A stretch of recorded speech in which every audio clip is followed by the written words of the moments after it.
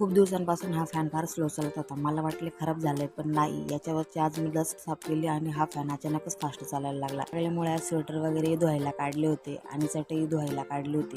त्यानंतर मग घरातली कामे आवरली आणि यशला सोडायला गेले होते, कारण उद्यापासून सलग 2-3 दिवस सुट्ट्या असणार, त्यामुळे आज त्याला शाळेत सोडायचं होतं. तर घरी आले आणि स्वयंपाक केला. स्वयंपाकामध्ये आज सिंपल शेपूची भाजी आणि चपातीच होती. त्यानंतर पुन्हा त्याला शाळेत घ्यायला गेले आणि शाळेत त्यांची काही मस्ती चालू होती.